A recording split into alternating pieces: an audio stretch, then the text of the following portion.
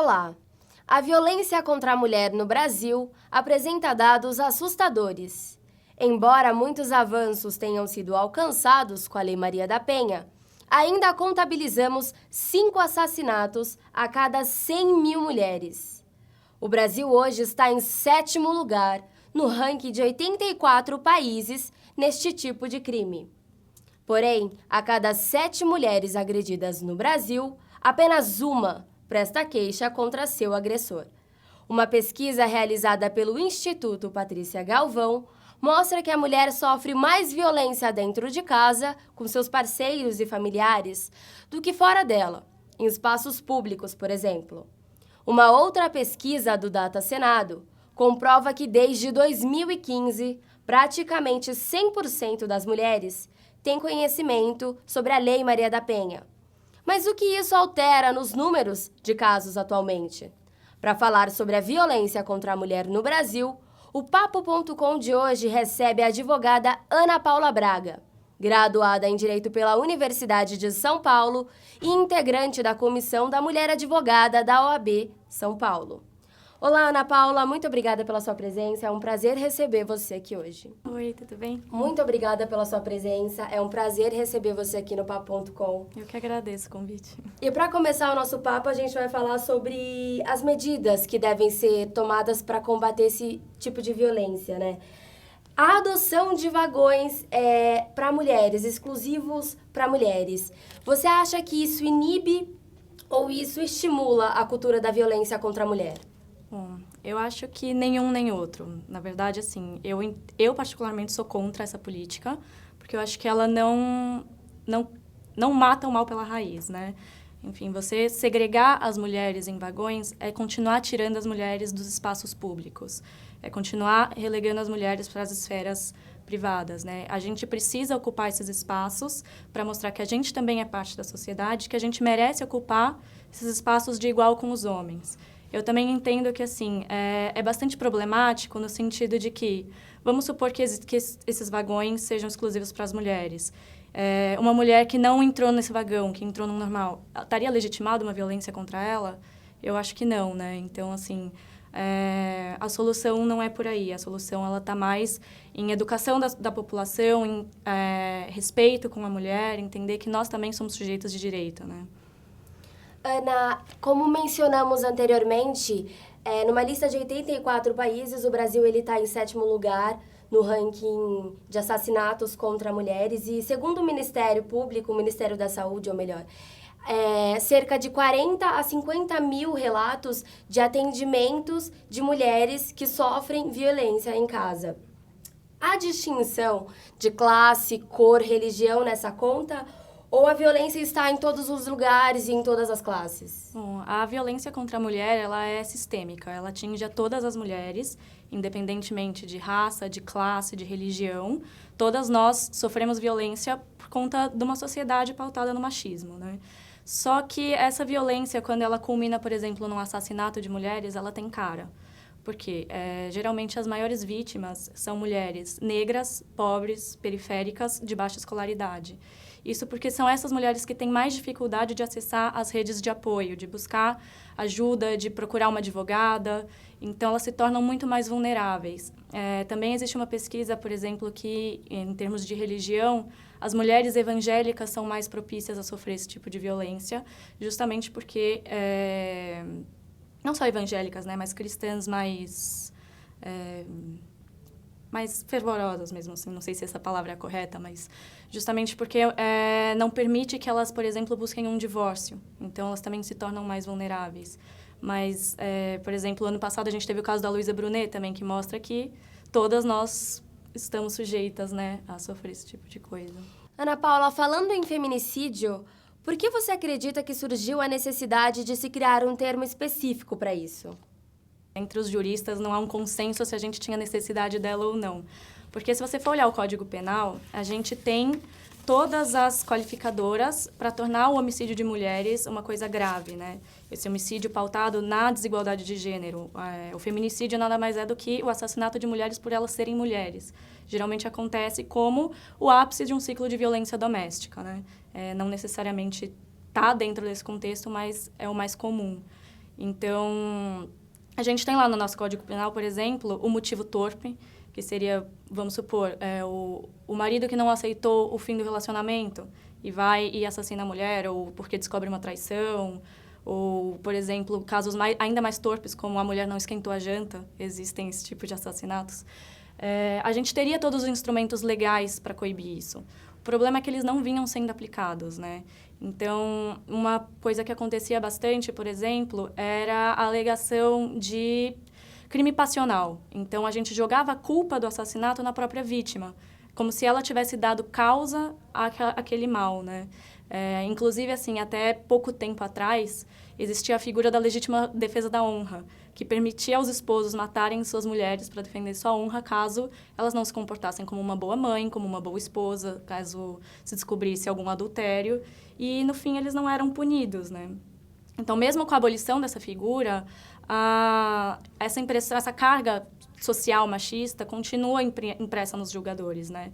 Por isso, o que a gente via, na verdade, eram os assassinatos de mulheres sendo pouco punidos. Então, a gente precisou editar uma lei para obrigar o Estado a punir de forma mais severa. Então, na verdade, vir com o termo feminicídio é um reconhecimento do Estado de que esse tipo de violência é muito grave e não pode ser aceitado. Sim. Não pode ser aceito. Ana, nós vamos continuar falando sobre a Lei Maria da Penha, sobre a aplicação de políticas públicas, mas agora nós vamos para um rápido intervalo e o Papo.com volta já.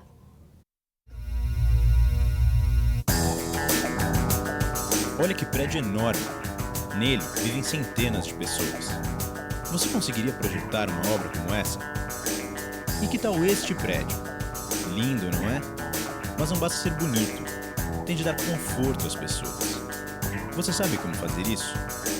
Casas, prédios. Para você morar ou trabalhar neles, eles precisam ser projetados. Tem que fazer cálculos, desenhos, prever os materiais. Você seria capaz de fazer isso? Um arquiteto, sim. Em um curso de arquitetura, você tem aulas de sistemas construtivos, paisagismo, conforto ambiental, estética e muitas outras. Você aprende a unir criatividade e ciência para melhorar a vida das pessoas. Mackenzie, há 140 anos formando gente que vai mudar o mundo.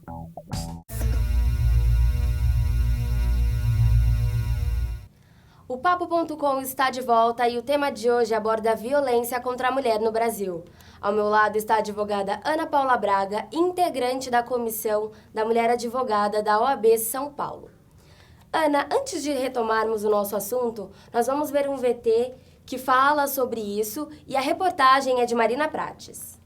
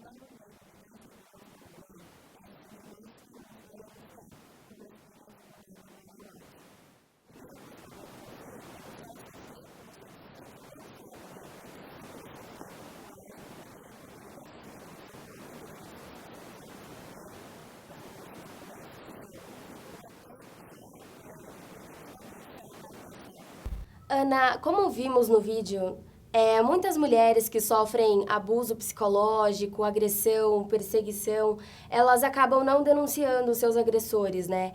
Como agir nesses casos? O que elas devem fazer?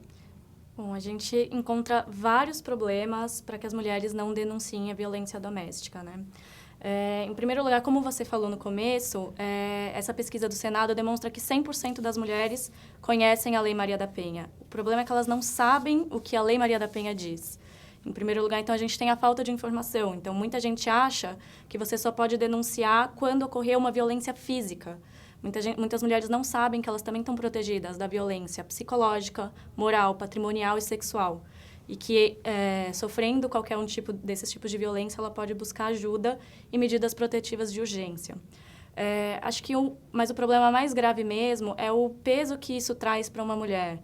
Geralmente, quando ela foi vítima de uma violência, ela foi vítima por parte de alguém muito próximo dela. Seja o companheiro, seja o pai dos filhos dela, o pai dela, o irmão, o tio. Então, para ela já é muito custoso denunciar uma pessoa tão próxima. Existe um vínculo emocional com aquele agressor. Também a gente tem problemas como a dependência econômica, como o medo, a vergonha. Tudo isso inibe aquela mulher de buscar ajuda. E acho que é importante falar do ciclo da violência doméstica também, porque como é que funciona o ciclo da violência doméstica? Um relacionamento, ele começa muito bom entre as partes, ele começa com amor. Aos poucos vão vindo as agressões, a gente entra na segunda fase, e após essas agressões, vem a fase de lua de mel, que o agressor se desculpa, diz que aquilo não vai se repetir, joga a culpa na vítima, e ela perdoa, ela quer seguir em frente, ela quer restabelecer aquela relação, e ela acredita que tudo vai melhorar. Até que o ciclo se reinicia e cada vez ele vem mais grave. Então, esse ciclo é muito difícil de romper. Isso também dificulta muito que ela busque uma ajuda. Ana, você é uma das primeiras advogadas, né, em casos de misoginia. Como é o dia a dia do seu trabalho, sabe? Tem muita procura de clientes? Como acontece isso? Conta um pouquinho pra gente. A gente tem muita procura, né? Como eu falei, a violência doméstica, ela não só doméstica, mas contra a mulher em geral, ela é sistêmica, todas nós estamos sujeitas, todas nós, se não formos, podemos ser vítimas de algum tipo de violência e a gente precisa dessa proteção, né? Então, a gente trabalha principalmente com o empoderamento da mulher, trazendo para ela quais são os seus direitos, quais são os mecanismos que ela tem para buscar uma reparação, uma forma de cessar aquela situação. E cada vez mais, com as mulheres tendo a consciência desses direitos, a procura também aumenta. Então, é bastante difícil, exige muita sensibilidade com essas mulheres, porque elas chegam muito vulneráveis, né? Então, tem todo um trabalho de acolhimento também. Ana, vocês abriram um escritório que foi o primeiro nesse segmento, né, para fazer esse atendimento segmentado para a mulher, específico para a mulher. Por parte da Academia do Direito, você acredita que existe algum tipo de preconceito? Vocês já passaram por alguma situação desse tipo? Bom, na verdade, a aceitação foi muito boa do escritório, né? A gente ficou bastante feliz com isso, porque o que a gente nota, né? O direito ele é muito compartimentado em áreas específicas. Então, a gente tem o direito da família, a gente tem o direito civil, a gente tem o direito penal, e essas áreas elas não se comunicam muito. E quando uma mulher está em situação de violência, geralmente ela precisa de uma assistência completa, que vai abarcar todas essas áreas. E para ela é muito custoso ter que ficar mudando de advogado, recontando a história dela aqui e ali, ter que pagar diversos honorários. Então, trazer essa visão diferente de como operar o direito foi muito bem aceita. Mas é claro que a gente também teve críticas, como, por exemplo, justamente, né, para que você vai criar um escritório voltado para mulheres se o direito já existe para isso? Enfim, teve gente falando que ia criar escritório especializado para homens, sendo que o direito já está aí para os homens desde sempre, né? Enfim. Ana, e para encerrar o nosso papo, você acredita que esse segmento está crescendo agora com a iniciativa de vocês? Bom, a gente recebeu já bastante mensagens de pessoas que estão interessadas também em seguir nessa área, em criar iniciativas semelhantes, não só em São Paulo, mas por todo o Brasil. E acredito que conforme o movimento de mulheres está tomando força e a gente está se tornando consciente desses direitos, essa demanda está crescendo. Então, a gente está realmente buscando formas de trazer o movimento feminista também para o direito, né? Ana, infelizmente o nosso papo está acabando. Eu queria muito agradecer a sua presença. Foi um prazer ter você aqui, esclarecendo as nossas dúvidas, as dúvidas de milhares de mulheres. Muito obrigada pela sua presença. Eu que agradeço. E o Papo.com fica por aqui. Até o próximo programa.